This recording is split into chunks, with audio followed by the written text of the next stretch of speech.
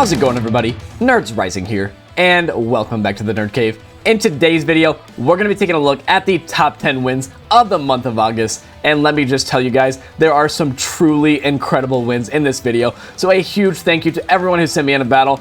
I believe I got almost 25 battle submissions this time, so that made it incredibly difficult to choose, honestly, between 10, but I finally managed to do it. But either way, I could have probably chosen 10 different battles, and the video would be just as good. So massive thank you to the community.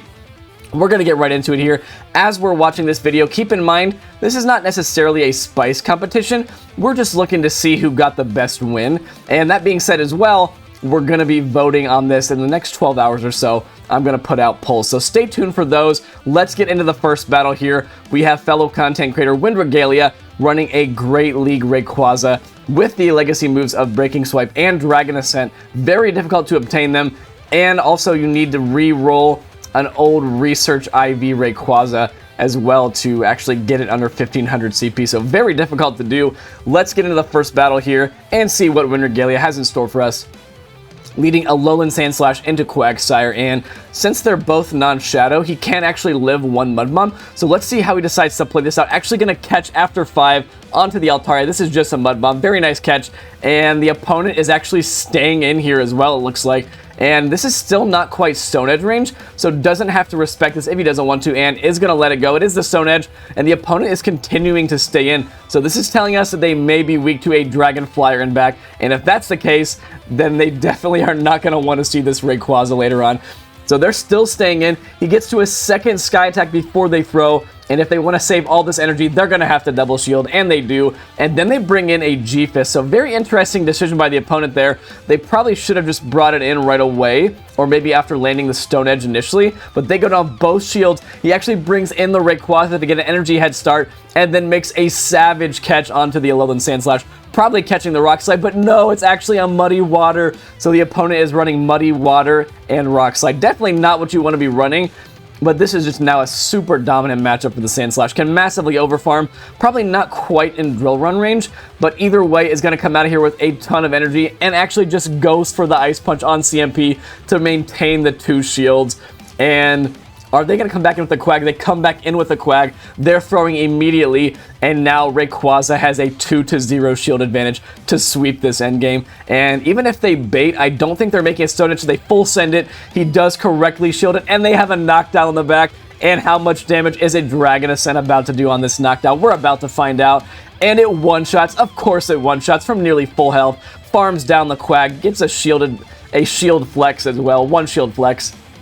And a very nicely played game there by WinRegalia. Make sure you guys check him out. Really cool content creator, and a great way to start off the video with a knockdown getting boomed out of the sky. So next battle, we have Pwooj here, running a Shadow Alolan Ninetales, Shadow Swampert, and Galarian Zapdos. Let's see what Pwooj has in store for us, or Pwooj, I'm not sure how you want to say it.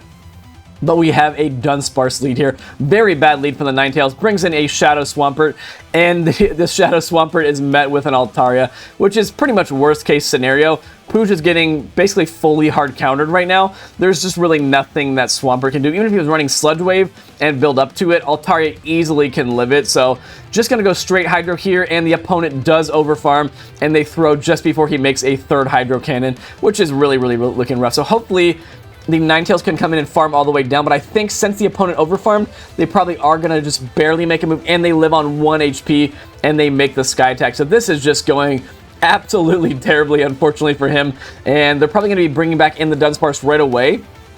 And they do bring it back in, banks the energy, and now bringing in the Zapdos, and there's a knockdown in back, so his team is getting fully mon-for-mon hard countered, but this looks like a CMP tie, and this is a Brave Bird here, which forces the shield, and the opponent did throw immediately. So if they undercharge this, no, they don't undercharge it. They fully take out the Zapdos. So now A9 has a shield advantage, massively overfarms just before they make a Sky Attack. Gonna take this out probably with the Weather Ball. It does just barely KO. And now I think there's only one win con, guys. Pwooj here needs to land this Dazzling Gleam. Can he do it? He lands the Dazzling Gleam. Now he has to farm down, and he just barely farms down before the rollout registers. Gets the 2 shield flex and overcomes a hard counter line. Very well done, folks. That is why you stay in and you play it out, even if you get hard countered. because mon for mon there, he was fully hard-walled by that team. So next battle, we have one Jedi Music running a Galarian Farfetch'd, a Hundo level 50 Trapinch, and a Hundo level 50 Voltorb. And if you guys didn't know, both Trapinch and Voltorb don't even make it to 1500 CP, and I want to say Voltorb doesn't even break 1200 CP. So a crazy XL flex here by one Jedi Music. Let's see what he has in store for us in this battle. We lead Galarian Farfetch'd into Ariados, which is a very, very, very bad matchup, as you see here. All of the moves are resisted, and even though Lunge and Mega Horn would be resisted, that Lunge does over half of Farfetch'd's health, brings in the Trapinch, and at this point, I don't even think a Crunch is going to KO here, and the opponent knows that. They no-shield it, and just wait until you see how glassy this Trapinch is, guys. That nearly one-shots it, and that's just a Lunge. This thing only gets to 1432 CP, but it is made of absolute paper, and throws the Sand Tomb again here. The opponent again calls it, but at this point, he's gotten the Ariados extremely low, and actually going to commit the shield here just to make sure he can guarantee that this thing goes away. I think they maybe even did have the back-to-back moves there. And gonna just make sure he gets the Crunch off, take this thing out, willing to commit a shield to do that, and then actually banks the low health Trapinch for later on if he needs it as a catch. And they bring in a Quagsire. He immediately brings back in the Galarian Farfetch, and they have a Lantern in the back, so it's a double water backline. And his Voltorb is now looking primed to sweep this endgame. And the opponent is massively overfarming. They let him get to another Leaf Blade. This is the third Leaf Blade now that Farfetch'd has gotten to. And if they try to farm down, he might just make another one.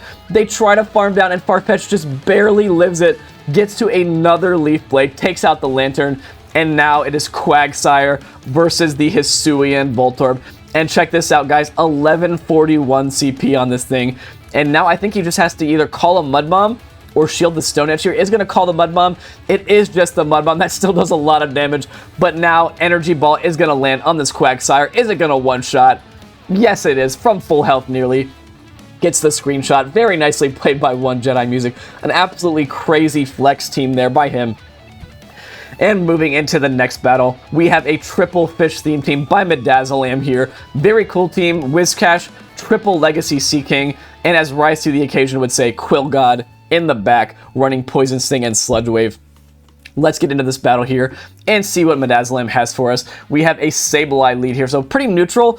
It is a good idea to safe switch with this team since you have double poison type moves in the back, but unfortunately can't really safe switch out of this matchup because the backline doesn't really love to see Sableye.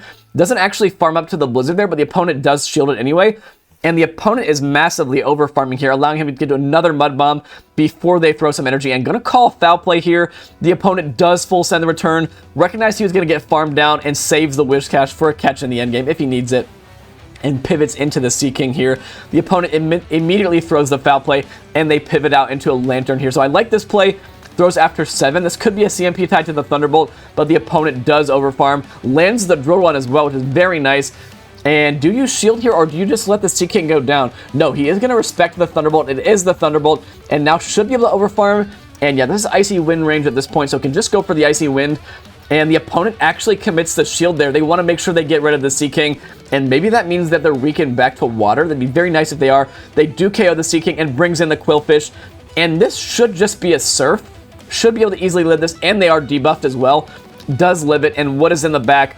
Hopefully something that Quillfish can handle, and unfortunately, it is a knockdown. They tried to catch the Sludge Wave there, but very nicely hangs on to his energy, gets rid of the Sableye with the Aqua Tail, but unfortunately, I don't know. I think he might have to make a catch to win this game because a Sludge Wave and an Aqua Tail isn't going to KO here, and they are at the Sky Attack. They tried to wait a turn, but he still makes the catch. Oh my gosh, absolutely savage. The opponent actually stopped attacking for a second. They tried to wait a turn, and he still makes the catch, and now going to double Sludge Wave this knocked out for the win.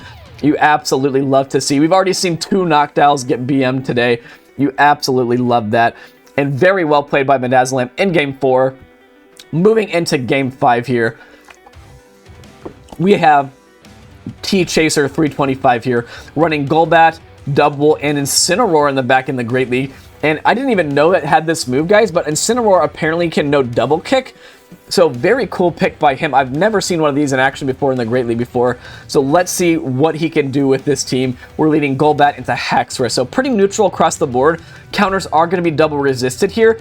and he is actually going to overfarm, recognizing he would lose CMP there. Unfortunately, now his moves are going to do a lot less after the breaking swipe. The opponent tried to catch after 7 there. They tried to catch the Shadow Ball onto the double, but overfarms very nicely, and now gets the Poison Fang off onto this double and brings in his own. And this should just be a range now where he can body slam once and then farm down. And since he's not debuffed, he should be able to live 2 body slams pretty comfortably and not be at risk of being farmed down. So he does do just that, throws a body slam, now going to farm down, easily can live this if he wants to, and will come out of here with a body slam loaded for whatever comes in. And I'm guessing they're probably going to be bringing back in the Hexorus here. And Hexorus is very glassy, so probably will be forcing a shield here as it comes back in. Are they willing to commit an early shield here? And they are, and now brings in the Golbat, snipes with the Poison Fang. This isn't going to quite KO, but again, Hexorus is extremely glassy. That does a lot of damage. They pivot back out into their own Golbat here, and this is looking okay now for T-Chaser. Still has 2 shields. They go right for the Poison Fang here. They're probably going to Poison Fang and farm down, and he just makes the Shadow Ball on very minimal HP. And the opponent actually calls that, and this is actually looking a little bit tricky now because all he has left is the Incineroar, and these double kicks are going to be double resisted, so it's going to be a very difficult farm down here. And these Poison Fangs and Wing Attacks are going to start adding up quite a bit. And the opponent had some energy as well, so calls the first one, recognizes he's going to need to use the double as a catch. Really probably could have just shielded, but wants to catch it anyway. Maybe going to see a 2-shield flex here, guys. They bring back in the hacks. They're going to be forced to let this go because if they shielded it, he would just farm them down. And now can he resist it? Double kick down the Golbat? Yes, he can. Gets the 2-shield flex and the screenshot. Very nicely done by T-Chaser. You love to see that double resisted double kick farm down for the win. And let's get into battle number 6 here. We have BillestBill here running a triple Shadow team. Shadow Swampert, Shadow Zapdos, and Shadow Charizard. Very cool team by him. Let's see what he can do with it. And picking up the absolute nightmare lead, a clone Venusaur actually into his Shadow Swampert, safe switches into the Zapdos, and is met with a Galarian Stunfisk. So this is going pretty much as poorly as it could, being fully hard countered here in this game. And the opponent is going straight for the Rock Slide. And that actually doesn't KO, which might be even worse because now this G-Fist is going to get some extra energy with the farm down. And they were already in Hydro Cannon range after 1 Drill Peck. So the fact that it doesn't KO is actually probably worst case scenario. And now not going to be able to overfarm much, otherwise they would make the Earthquake. So has to throw right away and has no advantage going back into this Venusaur. And going to need Charizard to clutch this out, guys. Unfortunately, they have a Lantern in the back, so his team fully hard countered Mon for Mon. How in the world is BillestBill going to win this battle? Actually gets a shield on the Blast Burn that wouldn't have KO'd, but the opponent is willing to commit a shield, and now he's going to shield back. He kind of has to at this point. I mean, if he just no shields the Charizard, the Venusaur is just going to easily take him out. And does go for another Blast Burn, and the opponent double shields, and now I am seeing a win con. Gonna let the Charizard go down, save a shield for the Swampert, and the switch clock is not up yet. So if he can get enough energy here for an Earthquake, maybe the opponent will switch in their Venusaur and he can potentially Earthquake it. So can't throw this, has to overfarm. The opponent does bring in the Venusaur just like he planned. He one-shots the Venusaur with an Earthquake. Can he make another before the opponent either farms down or makes the back-to-back? This is going to be very close. They have a lot of residual energy here. Can he get to the Earthquake? And he gets to the Earthquake just before they make another Surf. And BillestBill has effectively come back from a hard counter, Mon for Mon hard counter win and takes the battle somehow, guys. I truly do not know how he won that battle. I think the opponent probably should have no-shielded that second Blast Burn on their Lantern, but either way, he sensed his win con and he played it out to perfection. So getting into the next battle, we have Ohnofish here, and this is Little Jungle Cup, by the way, from earlier in the season, and Ohnofish is already a legend this early in the season, so pretty impressive, running Magnezone in the Little Jungle Cup and leading into the Ducklet, the Dream Lead, and recognized here that the opponent was instantly going to be switching out, and Ducklets are often paired with ground types in the back, so probably expected them to instantly pivot into a ground type, which is why he instantly pivoted into a Pelipper, but unfortunately the opponent instantly swapped into a Pikachu Libre, and by trying to switch out right away and not letting the opponent get an energy lead, he effectively has locked his Pelipper into a Pikachu Libre, and there was just nothing Pelipper could do there because Pikachu matches the Pelipper for pace and easily could have just farmed down there, so doesn't get any sort of shield advantage, And unfortunately, now this means that his Swampert is going to be aligned to this Ducklet in the endgame, and this is looking very risky. Recognize he was going to lose CMP there, so chose to just shield it up and farm down, but the question is going to be, does this Ducklet know about the Sludge Wave? They do not. That does massive damage, and they pivot out into a Lantern. And this is still looking really tricky, guys. Losing switch advantage is really, really bad right now. The opponent does shield the Sludge Wave as well. Recognize that the opponent is probably going to be over farming before they throw, and I think he's going to have to make a catch on the Magnezone to win this game. Over farm some more, and does make the catch onto the serve. And at this point, I think the opponent is going to have to throw right away, because if they let this Magnezone farm down, obviously that Ducklet does not want to see this. And now it's going to be all up to Swampert, guys. Swampert has to farm down and outpace this Ducklet to a move, and he gets to the Sludge Wave on CMP. Absolute mad lad here. So despite making a misplay in the beginning of the game there, losing switch when he had the hard counter win, somehow he is able to play out of it and still come back and take that game at the 3000 elo range as well. So very, very impressive by Ohnofish. And getting into the next battle, we have another Little Jungle Cup submission by KitKatDeluxe, running a Staraptor at 500 CP. And this thing, as you guys know, is extremely glassy, so I cannot imagine how glassy it must be in this cup. And let's see what he has in store for us here. Running Staraptor into Wooper, so pretty positive. Staraptor can probably tank one move, not super comfortably I'm imagining, but probably can tank one. Tried to catch the Body Slam there onto the Vigoroth. The opponent doesn't throw right away, but then they end up throwing anyway, so it ends up working out and gets this CMP tie onto the Body Slam. This is absolutely massive. Could be able to get a shield advantage here. Does get the shield, and probably now just going to let the Vigoroth go down. Yeah, going to let the Vigoroth go down. He has gotten a shield advantage for his Staraptor, and hopefully now Staraptor can just shield once and farm down. We're going to have to see. Staraptor is very, very attack weighted, but Wooper is fairly bulky as well, and no, unfortunately, just barely cannot farm down. Going to have to commit both shields.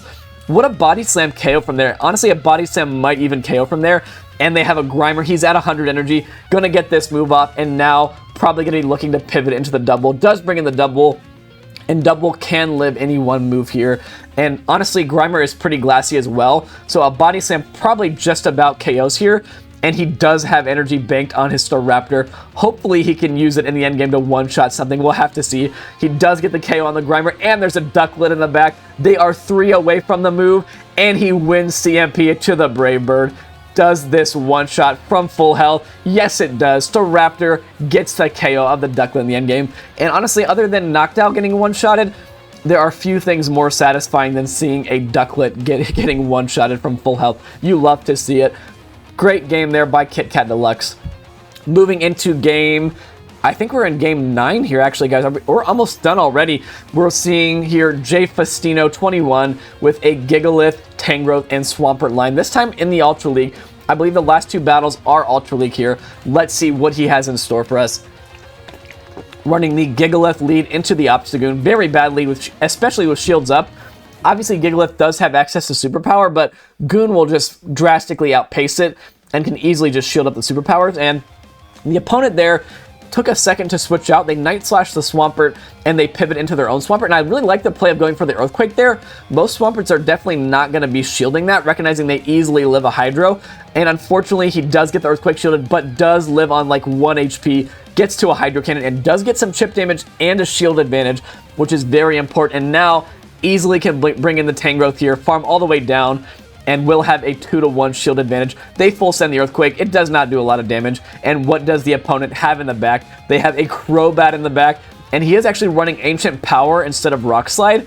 But either way, can hit this for super effective damage. He gets the last shield, and since he's gotten all shields down now on the opponent's end, he can now bring back in the Gigalith. And the question is going to be, does the Obstagoon know about the superpower? Apparently they do not, because they brought a shieldless Goon back into this Gigalith. Superpower one-shots the Goon, and at this point, there is nothing to save this poor Crobat from the wrath of this Gigalith. Actually calls that it's not going to be a Shadow Ball, it's a Sludge Bomb. He lives on literally 1 HP and is going to Rock Slide this Crobat to the face. Gets the 1 shield flex as well. You love to see Gigalith in play. Not one you see very often. Really cool battle there by J Faustino. And in the final battle here, guys, we have Dr. Love, one of the OGs of the game. Already a legend, just playing around. This time using Pidgeot double counter dark type moves in the back with Haxorus and Obstagoon, and picks up probably the worst possible lead that you could see. The Pidgeot lead into the Galarian Stunfisk. Absolutely miserable matchup. The opponent is going to chip here, and they bring in a Defense Form Deoxys XL here, 2500 CP. This is looking extremely rough. With that chip damage from the G-Fisk, yeah, there's just no way Haxorus is going to take back Switch here. So very nice play by the opponent to make sure they chipped to maintain alignment, and recognized as well that a Night Slash wasn't going to be enough anyway. So actually elects to go for the Breaking Swipe, and that forces the opponent's energy, because I think he might have made another Night Slash there if he wouldn't have Breaking Swipe there. So forces the opponent to throw, brings back in the Pidgeot here, recognizing probably that it really doesn't have a lot of play. So likely we're just going to see the double no shield here, and he's probably going to be banking all of this energy and then bringing in the Goon as soon as that G-Fisk comes back in. So he does have 100 energy, and the opponent has a Golisopod in the back. So once again, we're seeing basically a hard counter line from this opponent here. And obviously Golisopod does have Shadow Claw, which is triple resisted, but here, guys, is where you're about to see the raw power of Obstruct-A-Goon in action. He has Obstruct, as you guys are seeing, and Obstruct here is going to start adding up quite a bit. This Golisopod is already at half health just from counters and obstructs, and he shielded that first move, as you saw. And check it out, that is a double buffed, or double debuffed liquidation, I should say, and that does absolutely nothing to the Goon. And now we see the snipe with a Pidgeot. Beautiful play. Is the opponent willing to give up their last shield? Yes, they are. They kind of had to. If they didn't shield that and the Golisopod went down, they would have no way to reset the debuff on this G-Fisk. And as you're going to see, he makes another Feather Dance on 1 HP, and this G-Fisk is now going to be quad debuffed. And now that it's quad debuffed, Goon can come back in and massively overfarm, and these Earthquakes are just going to tickle the Goon there. Let's see how much a quad debuff Earthquake does. It literally healed the Obstagoon, and now the Golisopod did bank energy, so all he has to do now is build up to the back-to-back Night Slashes, take out the G-Fisk with one, and then take out the Golisopod with the other. He knows that they're going to be switching back in. He overfarms, he shields this up, and this now is going to be game over. Actually, Night Slash probably just barely doesn't KO, but that G-Fisk is not making another move. They're in like one counter range. Double Night Slashes the Golisopod, and is going to overcome another hard counter line here as the timer comes up in the final battle. So very nicely done to Dr. Love. So yeah, that was the last battle. So massive thank you to everyone again for sending in these battles. As you're seeing here, here are the honorable mentions of all you guys who sent me in battles that just barely didn't make the cut. Again, it was so difficult to decide, guys. Honestly, on a different day, I could have gone back and chosen 10 different battles, and the video still would have been just as entertaining. So massive thank you to the community. And as you're seeing, Jamie Finn 1415 is our current winner of last month. And whoever wins this one will be added to this Hall of Fame list. And yeah, that's all I've got for you guys. So thank you for watching. If you're new to the channel and you're not subscribed and you're enjoying my content, make sure you subscribe, because the more subscribers we can get, the more Pokemon my wife will let me play.